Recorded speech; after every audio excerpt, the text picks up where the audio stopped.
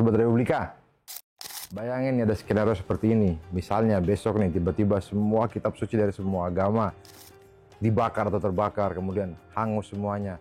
Semua server yang menyimpan salinan digital dari kitab-kitab suci tersebut nggak bisa diakses lagi.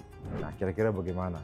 Kalau buat orang Islam sih nggak masalah, karena kita punya jutaan penghafal Al-Quran. Keesokan harinya setelah penghancuran tersebut bisa langsung disalin ulang itu Al-Quran, huruf per huruf, sama dengan yang hancur tersebut. Nah, inilah kemudian disebut dengan penjagaan ganda dalam Islam. Bahwa di Islam, Al-Quran bukan saja dijaga dalam bentuk tulisan, tapi juga dalam bentuk hafalan.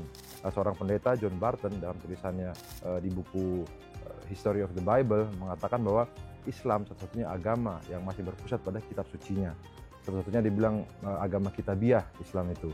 Nah, jadi Al-Quran buat umat muslim bukan hanya tulisan di atas kertas, dia juga adalah sebuah inspirasi yang dijaga untuk menginspirasi bagaimana begitu banyak ekspresi kebudayaan, begitu banyak urusan mulai dari rumah tangga sampai dengan bernegara, mulai dari puisi-puisi yang indah, lukisan kaligrafi yang luar biasa.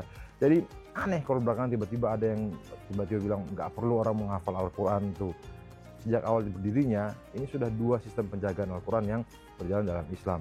Kita ingat dulu Umar bin Khattab pernah meminta kepada Khalifah Abu Bakar, saat itu ada banyak penghafal Al-Quran yang meninggal di perang, yang syahid. Dia kemudian meminta untuk dituliskan dalam bentuk mushaf. Jadi sebelum ada mushaf Al-Quran, orang-orang terlebih dahulu menghafal Al-Quran tersebut. Zaid bin Thabit yang kemudian diminta untuk mengumpulkan Al-Quran tersebut dari yang terserak di perkamen-perkamen dan tulang-tulang unta, dan juga di hati-hati manusia. Nah, demikian walaupun sudah dicetak, sudah ditulis dengan demikian banyak Al-Quran, tradisi menghafal tidak pernah hilang di umat Islam, karena memang Rasulullah menganjurkan untuk dihafal Al-Quran tersebut. Allah juga sudah memudahkan Al-Quran untuk dihafal dengan cara dibikin dalam proses demikian indah, dengan sajak-sajak di ayat-ayatnya, dengan bagian-bagian di ayat-ayat dan surat-suratnya, dan mudah dihafal. Ada yang bilang ini kan sudah zaman digital, emang masih perlu menghafal Al-Quran? Justru sekarang sangat perlu, karena kita tahu dengan begitu banyak informasi, kita perlu ada orang-orang penghafal, ulama-ulama penghafal, hafiz-hafiz yang bisa membenarkan kita. Kalau kita mendengarkan misalnya ada orang-orang yang mengklaim ayat-ayat dari Al-Quran, ternyata tidak ada dalam Al-Quran. Nah, kita perlu mereka untuk menjaga informasi-informasi yang masuk ke kita yang tidak benar, baik dari dalam umat Islam maupun dari luar umat Islam itu sendiri. Ada yang juga bilang kalau menghafal Al-Quran itu nggak perlu karena akan menumpulkan pencarian ilmu yang lain. Salah. Kalau kita cek, ilmuwan-ilmuwan paling hebat di masa kemasan Islam adalah penghafal Al-Quran.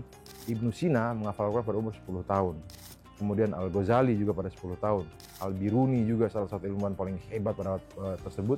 Dia juga adalah seorang penghafal Al-Quran. Jadi salah kalau dibilang menghafal Al-Quran itu tidak perlu. Justru sekarang adalah saat-saat yang paling penting kita untuk memahami, untuk kemudian menghafalkan, kemudian paling tidak mengetahui garis besar dari apa yang diatur dalam Al-Quran.